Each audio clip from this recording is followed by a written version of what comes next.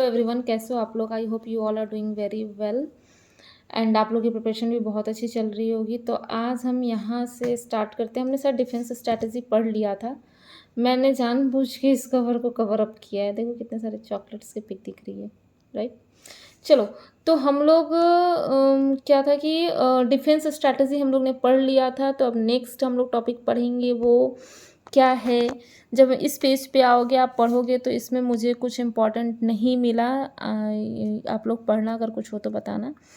Then other competitive strategy, जैसे पीछे का मैं कुछ रिकवर करती हूँ, रिकैप करती हूँ जो था। उसमें मैंने ऑफेंसिव एंड डिफेंसिव स्ट्रैटेजी बताया था, जिसमें से कुछ मैंने डिफेंसिव स्ट्रैटेजी के बारे में डिस्कस किया था। अगर आप लोगों ने नहीं देखा हो तो पिछले वाला वीडियो देख लेना। एंड अब हम अदर कम्पिटेटिव स्ट्रैटेजी में पढ़ेंगे कि मार्केट चैलेंजर स्ट्रैटेजी क्या है।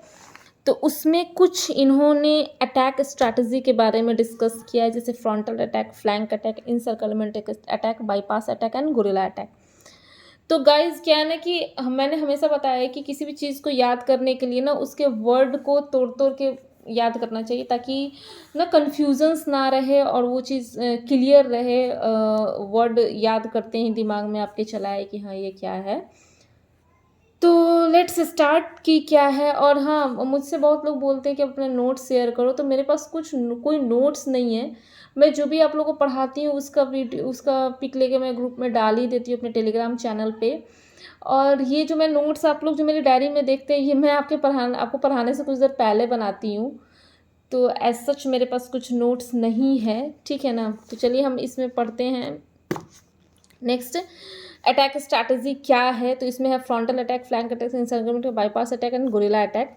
फ्रंटल अटैक मैं बुक से नहीं पढ़ा रही हूँ, मैं इसमें ही मैंने कुछ शॉर्टकट्स लिखे हैं पढ़ के, तो मैं इसमें बताती हूँ आपको। फ्रंटल अटैक का मतलब होता है फ्रंट, जैसे वर्ड से पता चलता है ना कि फ्रंट यानी कि सामने से अटैक करना। तो फ्रंटल अटैक जो होता है इसमें डायरेक्ट अटैक किया जाता है। अगर कंपटीटर जिस तरह का प्रोडक्ट बना रहा है, जिस तरह की वो चीज़ें डेवलप कर रहा है, उसकी फीचर्स जिस तरह की, उसकी पैकेजिंग जैसी है, एकदम हूबहू वैसे प्रोडक्ट बना के सामने से अटैक करने को ही हम लोग फ्रंटल अटैक करते हैं। तो हम लोग थोड़ा पढ़ लेते हैं कि फ्रंटल अटैक एक ऐसा स्ट्रेटजी होता है जिसे फर्म लॉन्च करता है direct attack against the opponent के अगेंस्ट। ये एग्रेसिव और रिस्की होता है, ठीक है।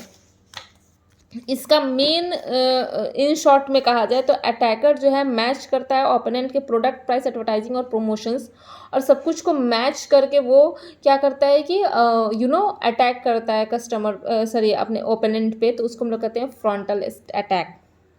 सेम प्रोडक्ट बनाएगा, सेम फीचर्स के साथ, सेम प्राइसिंग ऑब्टेन करेगा, सेम डिस्ट्रीब्यूशन चैनल ऑब्टेन करेगा, तो उसे हम लोग कहेंगे फ्रंटल अटैक। देन होता है आपका फ्लैंक अटैक।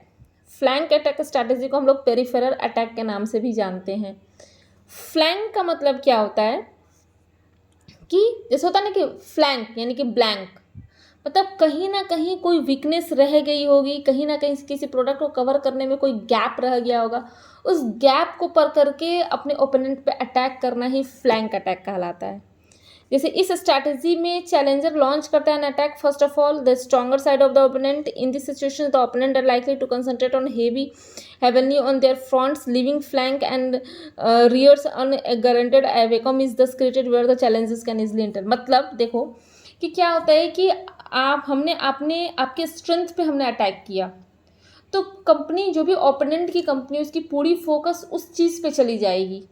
अब जैसे ही उसकी फोकस उस चीज़ पे जाएगी, उसका स्ट्रेंथ पे जाएगी, तो कहीं ना कहीं उसकी वीकनेस और वीक होती चली जाएगी। तो उसका पूरा ध्यान हम एक तरफ लगा के उसके पीछे से अटैक कर देना, यानी कि उसके वीकनेस पे अटैक कर देना, यही कहलाता है फ्लैंक अटैक। यानी कहीं से उसकी लीकेज मिली, उसकी वीकनेस मिली और उस पर अटैक कर देना ही फ्लैंक अटैक कहलाता है। जैसे इसका एम होता है concentrate on strength against weakness, मतलब हम स्ट्रेंथ पे अटैक कर रहे हैं, लेकिन मतलब स्ट्रेंथ पे अटैक दिखा रहे हैं, लेकिन करेंगे आपके वीकनेस पे अटैक। दो स्ट्रैटेजी होता है, या तो ज्योग्राफिकल या फिर सेगमेंटेशनल। तो ये कुछ उतना इंपॉर्टेंट नहीं है, बस आप लोग इसको याद रखो। देन आपका आता है इनसर्कलमेंट अटैक।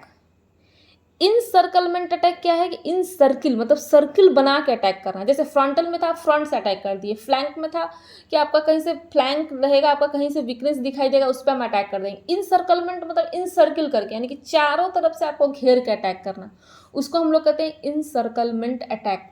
मतलब आपके वीकनेस के साथ साथ हम आपके स्ट्रेंथ पे भी अटैक करेंगे, तो that is the encirclement attack.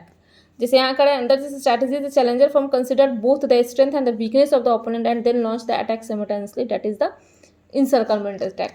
अब कहता है बाईपास अटैक।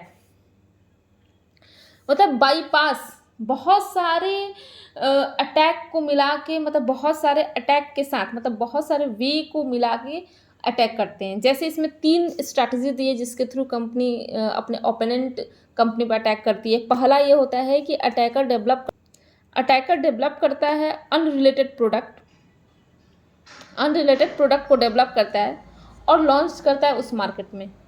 अब हम अनरिलेटेड, आप जो प्रोडक्ट बेच रहे हो वो प्रोडक्ट ना बेच के उससे अलग प्रोडक्ट हम पहले मार्केट में लॉन्च करेंगे, ठीक है, डाइवर्सिफिकेशन करेंगे अनलिमिटेड मार्केट में। सेकंड, वो कंसंट्रेट करता है न्यू ज्योग्राफिकल एरिया जो उसके ओपोनेंट के द्वारा रीच नहीं किया जा रहा है। एक तो हमने ओपोनेंट के जैसा प्रोडक्ट नहीं बनाया, अनरिलेटेड प्रोडक्ट मार्केट में लाया, तो हमारा कंपटीशन वैसे ही कम हो गया, ठीक है। हमने न्यू ज्योग्राफिकल एरिया को कवर किया जहां आप नहीं पहुंच सक रहे हो। और third, he jump over other back the leaf followings capital in the new technology, this will have the capture the market with an improve product. और जिस टेक्नोलॉजी की कमी हमारे ओपोनेंट प्रोडक्ट में दिख रही है, ओपोनेंट कंपनी में दिख रही है, उस तरह का प्रोडक्ट हम मार्केट में लॉन्च कर देते हैं। तो इस तरह के अटैक को हम लोग करते हैं बाईपास अटैक। मतलब 3 स्ट्रैटेजी फॉलो की जाती है, वो हम आप लोग को बता दिए। Then guerrilla attack. गुरिला जैसे वर्ड से ही पता चल रहा है, गुरिला एनिमल, उसकी अटैक कैसी होगी, बहुत भयानक अटैक होगी। तो आप ऐसे ही याद रखो कि गुरिला अटैक जो होता है, छोटे छोटे अटैक किया जाता है और रेगुलर अटैक किया जाता है। जैसे कुछ स्ट्रैटेजी, जैसे पूछेगा ना आपसे एग्जाम में कि सेलेक्टिव प्राइस कट्स कौन से अटैक में होता है, तो that is the guerrilla attack. एक बैग से अगर हमारा कंपटीटर 10 रुपये में बेच रहा है, हम उसको एकदम से 8 रुपये में बेचने लग गया, हमने एकदम से प्राइस कट कर दिया।